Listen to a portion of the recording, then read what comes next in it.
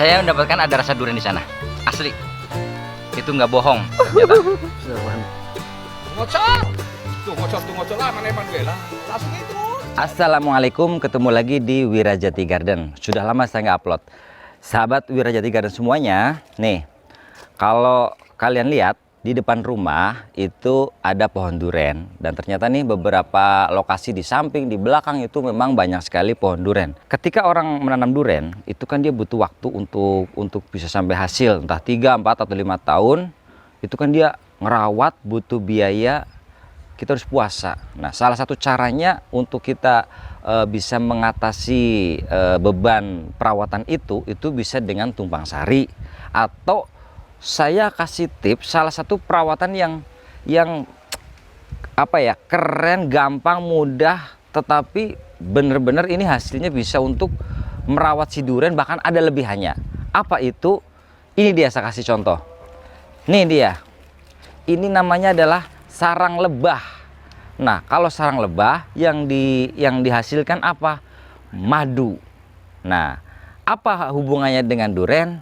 Mari kita ulas. Nah, sengaja nih saya sudah hadirkan, saya perkenalkan kembali satu sosok yang sudah sangat terkenal. Halo, Bang Asep. Siap. Nih, halo, Bang Jenny. Ya, nah Bang Jenny.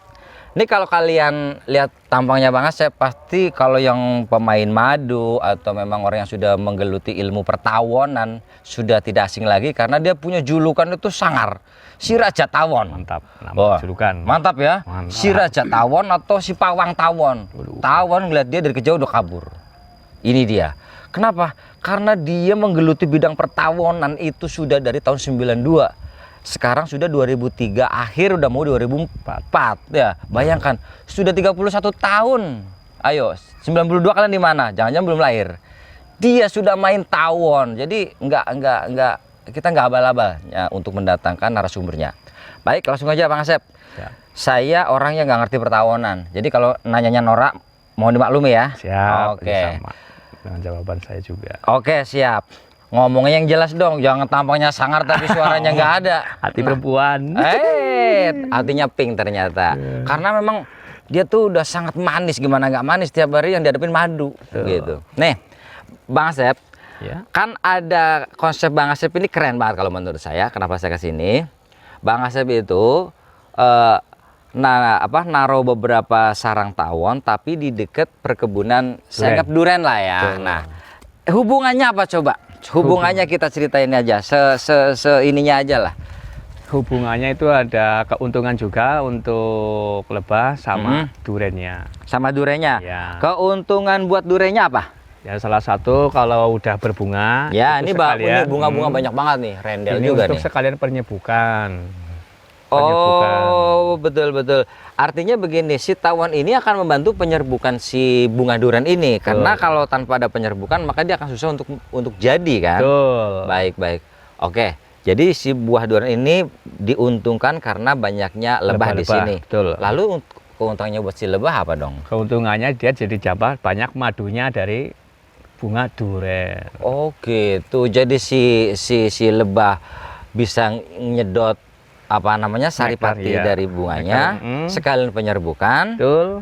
Si duren jadi bisa terserbuk. Betul. Oke. Lalu keuntungannya buat yang punya apa dong? Ya, keuntungan yang punya duren apa punya lebah nih? Ya dua-duanya kan yang punya duren punya lebah juga. Ya dua-duanya. Ya untung durennya, ya untung madunya. Untung madunya, Betul. untung durennya. Baik. Betul. Kalau ngomongin untung durennya, saya sudah bahas berkali-kali bagaimana keuntungan duren, analisa bisnis. Saya nggak mau ngomongin duren dulu deh. Kita udah banyak di video-video sebelumnya. Kalau kalian pengen paham tentang duren. Oke, sekarang kita mau ngomongin lebah. Tapi mungkin lebah ini kan nggak cukup 1-2 buku lah ya. Betul. Jadi kita mungkin poin-poinnya aja dulu. Oke, Bang Asep, siap. sebagai orang yang saya awam, maka saya akan tanya-tanya sedikit tentang pertawonan dulu aja deh. Boleh. Baik. Kita mau coba nengokin tawonnya mana? Banyak juga nih kandang-kandangnya ini. Oke, Sampai ke sono-sono. Yang mana nih yang mau kita tengok? Boleh, yang itu boleh. Ini boleh ya, di Ya, belakang kita siap. ya. Baik ya, yang dekat aja nggak usah jauh-jauh. Ya, nih. Nah, nih.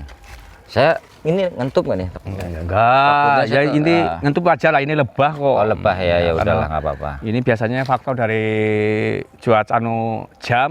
Jam ya. Karena biasanya kalau jam-jam segini itu kan jam wayahnya dia Muyap lah, katakannya siraj. Siraj ya. Nih, aromanya juga nih. Tuh, aroma bunga duren tuh.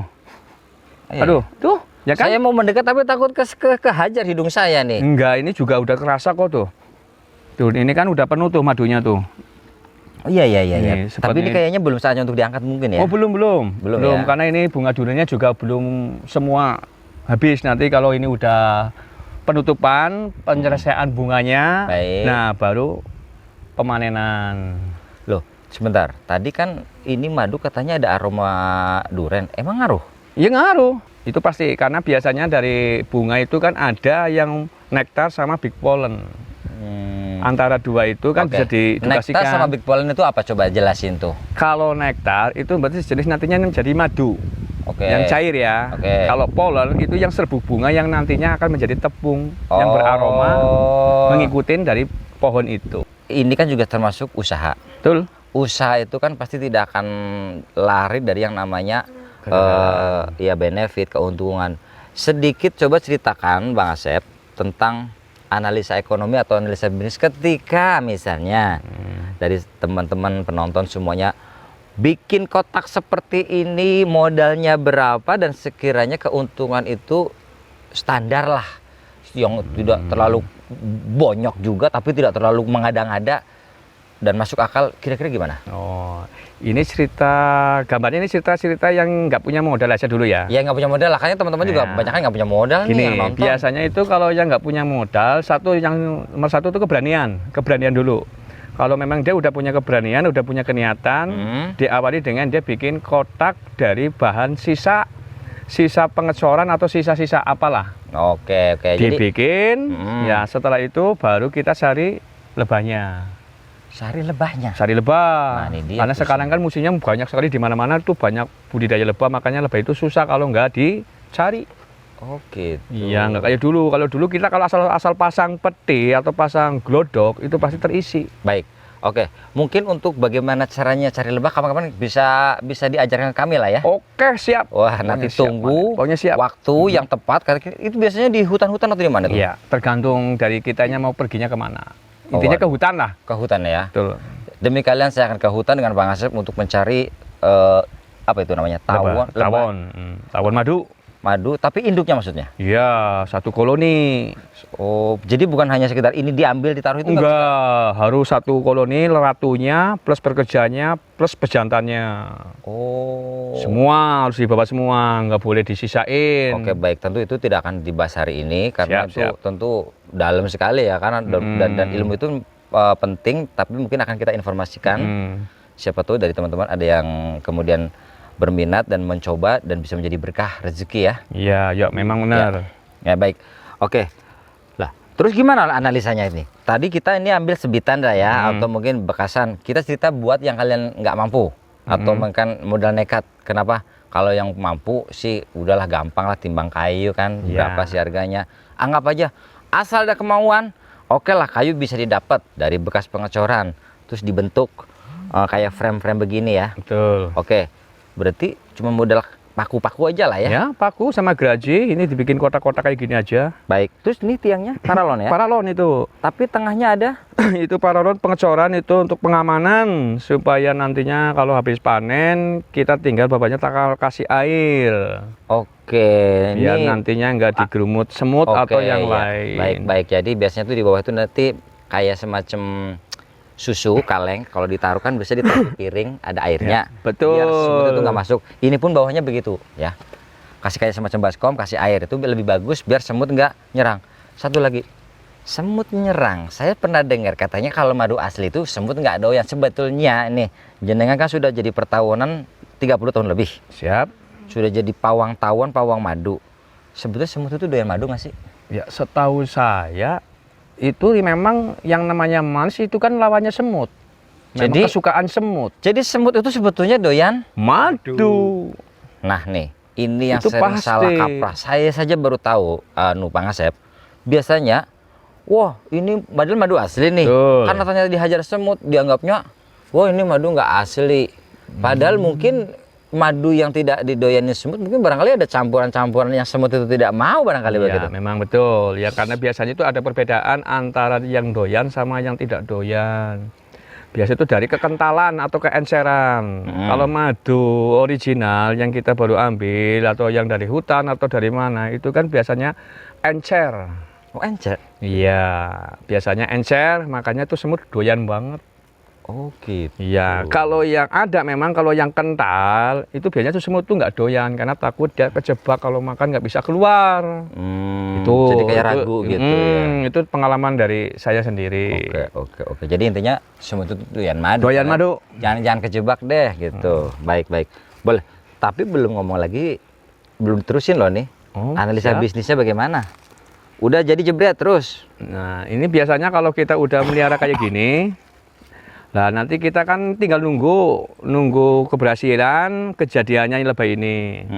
Nah nanti misalkan gini, oh ini udah ada mau musim duren berbunga, kita udah punya ini. Nah kita tinggal nunggu.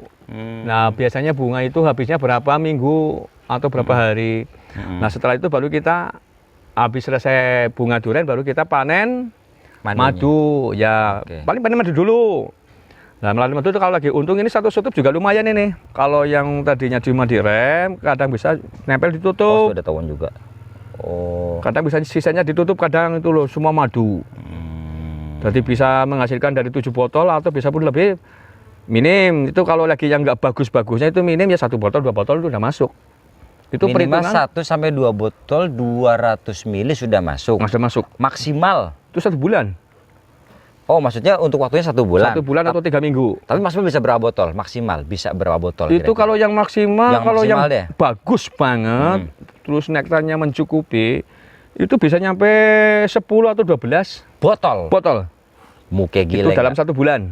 210 botol. Tapi itu mungkin bicara maksimal. Apa tadi yang bagus tadi? Noktannya. Iya. Noktan itu apa? Ya apa sih ya bahasa itunya kurang. Saripati bunga. Ya, Nektar bunga, berarti Nektar. terpenuhi. Oh, artinya nutrisi yang bisa diambil itu banyak, maka ini bisa maksimal. Jadi tergantung juga di wilayah kalian itu memang banyak nggak sih bunga-bunganya, karena memang hasil madu itu diambil dari bunga. Betul. Kalau misalnya kalian nanam madu di pinggir pantai yang nggak ada bunga atau di padang pasir, nah terus gimana dong? Nggak dapat nutrisinya, maka alangkah baiknya mungkin di sekitar sini tetap ditanamin bunga-bunga kali ya. Ya bunga-bunga atau jenis ya buah-buahan kayak gini macam duren, apa macam apokat. Oke. Itu. Ya itu ada manggis juga, ada kelapa juga banyak. Iya betul. Baik. Kalau misalnya kita punya kotak ini banyak, Ya. artinya kita punya madu kan banyak dong, Ya, punya kotak betul. banyak, kita membudidaya deh. Nah, bingung nggak sih jualnya ini barang madu ini sebetulnya prospek pasarnya ini bagus nggak sih? Waduh, ini malah saya sendiri yang udah jalanin sama teman-teman saya itu luar biasa. Malah kadang-kadang kita kekurangan barang. Sampai kekurangan barang. Sampai kekurangan barang. Ya karena apa? Melihat dari kondisi barangnya, antara bagus dan tidak bagusnya. Oke. Artinya dengan madu dengan kualitas yang original ini, Betul. tidak akan ada matinya. Bahkan mungkin sampai kiamat kurang 2 hari. Madu itu Betul. akan tetap dibutuhkan. Sampai hari ini aja nih, saya nggak tahu tuh kemarin malam sore habis berburu tuh ada pesanan 15. Nah sedangkan stok kan terbatas karena kita kan ya nyambi ya. Nyambi terus jual. Tahu-tahu kok ada pesanan lagi, terus tadi pagi ada lagi. Malah itu tinggal di rumah malah tinggal 1. Nah, punya teman-teman udah habis. Yang teman-teman komunitas Raja Tawon ini betul udah pada habis ya. nih. Ya, baik. Ya pokoknya intinya nggak akan bobor lah. Baik. Karena kalau bisa kalian lihat ini sebetulnya kaos ini kaos apa namanya semacam ya seragam. Betul. Banyumas Raya tuh, Banyumas Raya nih, Yayasan Banyumas Raya. Betul. Itu namanya Raja Tawon tuh, Raja Tawon, kelihatan kamera tuh. Jadi ada komunitasnya beberapa petani-petani tapi yang betul-betul sesuai dengan standarisasi original itu ada. Itu barang selalu kekurangan, kehabisan dan sudah padahal kita sudah mati-matian untuk memperbanyak ya. Wis, itu jelas. Maka jangan takut deh. Kalian bisa saja pokoknya ikutin ilmunya. Kalau memang ada waktu ya bergabunglah, tapi ada komitmen-komitmen yang memang harus dipegang di sana. Betul. Kode etik tentang apa sih namanya harga dan perawatannya semuanya ada standarisasi di sana. Dan inilah salah satu komunitas yang memang ikonik di Banyumas yang untuk selalu menjaga keorisinalan dari madu Si Raja Tawon gitu. Artinya memang luar biasa teman-teman semuanya. Ini mungkin kita belum bisa bicara tentang apa secara detail-detailnya, nanti kita sambil di video selanjutnya mungkin. Oke, siap. Tapi gitu, dari ini terutama untuk apapun lah ya, dalam hal ini saya bilang duren lah ya, mungkin kalau kalian mungkin nanam yang lain duren, jangan kemudian tebang ganti duren, yang sayang-sayang juga tanam lagi saja daripada nebang yang sudah ada. Tetapi ada hubungan simbiosis mutualisme, hubungan yang saling menguntungkan antara kita memelihara sarang tawon dengan buah-buahan yang kemudian kita tanam, dan itu saling menguntungkan. Dan untuk edukasi. Dan ini kita panen berapa bulan sekali, Pak? 1 bulan sekali bisa, 3 minggu sekali bisa, 1,5 bulan bisa. Tuh, artinya ini bisa menghidupi kita sebelum durian itu juga mulai berkembang. Artinya kalau durian itu sudah mulai berbuah pun, ya ini tetap menghasilkan. Bukan berarti ini terus berhenti ya, enggak. Artinya ini salah satu prospek yang bagus lagi. Bagus banget dan menguntungkan sekali. Tetapi ngomong-ngomong, pemeliharanya gimana sih? Susah nggak sih? Peliharaannya simple.